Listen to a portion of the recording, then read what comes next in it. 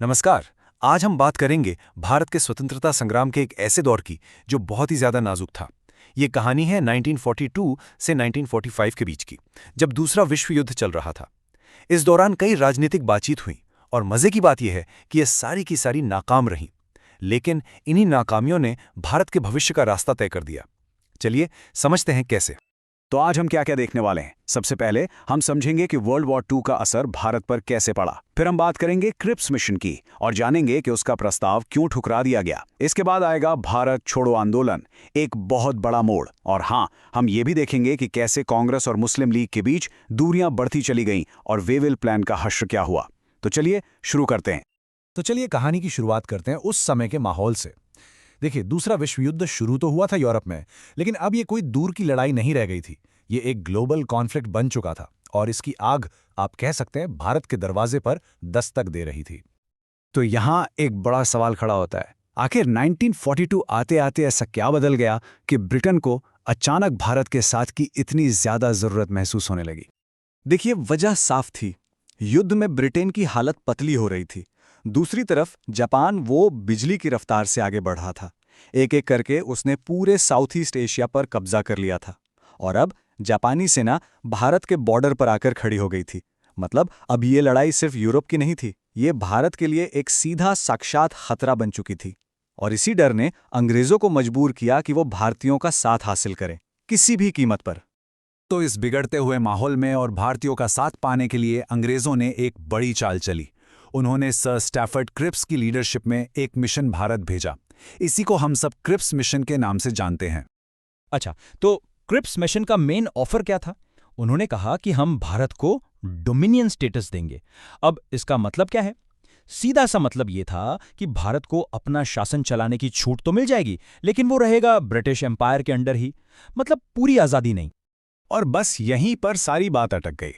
सोचिए, एक तरफ क्रिप्स कह रहे थे कि लड़ाई खत्म होने के बाद कुछ अधिकार देंगे, वो भी आधे अधूरे, और दूसरी तरफ भारतीय नेता, खास तौर पर कांग्रेस, 1929 से ही पूर्ण स्वराज यानी कंप्लीट इंडिपेंडेंस की मांग कर रहे थे। उन्हें भविष्य का कोई लॉलीपॉप नहीं चाहिए था, उन्हें चाहिए थी पावर, वो भी तुरंत। तो नतीजा क्या निकला? जाहिर है, ये प्रस्ताव किसी को पसंद नहीं आया, ना कांग्रेस को, ना मुस्लिम लीग को, और इस तरह क्रिप्स मिशन दूरी तरफ फेल हो गया। अब जब बातचीत से कोई रास्ता नहीं निकला तो इंडियन नेशनल कांग्रेस ने अपनी स्ट्रैटेजी बदल दी। महात्मा गांधी की लीडरशिप में यह तय हुआ कि अब सीधी कार्रवाई होगी। अब एक बहुत बड़ा जन आंदोलन शुरू किया जाएगा। और फिर आया वो ऐतिहासिक दिन, अगस्त 1942, बॉम्बे का ग्वालियर टैंक मैदान। यहां से गांधी जी ने एक नारा दिया जिसने पूरे देश में आग लगा दी, करो या मरो। उन्होंने साफ साफ कह दिया कि हम या तो भारत को आज़ाद कराएंगे या इस कोशिश में अपनी जान दे देंगे। ये आज़ादी की लड़ाई का एक टर्निंग पॉइंट था। लेकिन अंग्रेज सरकार ने इस आंदोलन पर बहुत ही बेरहमी से पलटवार किया।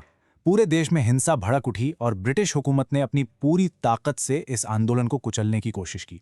सोचिए, 1 लाख से भी ज्यादा लोगों को जेल में डाल दिया गया, हजारों लोग मारे गए और इस तरह इस आंदोलन को जबरदस्ती दबा दिया गया।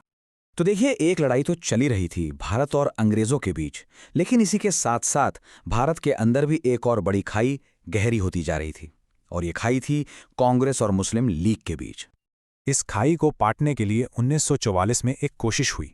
सी राजगोपालाचारी एक फॉर्मूला लेकर आए जिसे CR फॉर्मूला कहते हैं।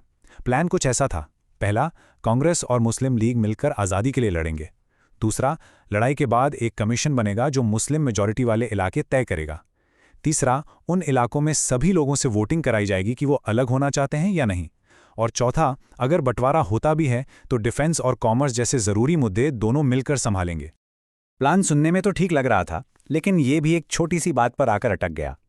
CR फॉर्मूले में कहा गया था कि वोटिंग में उस इलाके के सभी लोग हिस्सा लेंगे, हिंदू भी और मुसलमान भी। लेकिन मोहम्मद अली जिन्ना ने कहा, नहीं, वोट देने का हक सिर्फ और सिर्फ मुसलमानों को होगा। और जाहिर है, ये बात कांग्रेस को बिल्कुल भी मंजूर नहीं थी। चलिए अब आगे बढ़ते हैं और बात करते हैं युद्ध के दौरान समाधान खोजने की आखिरी बड़ी कोशिश की।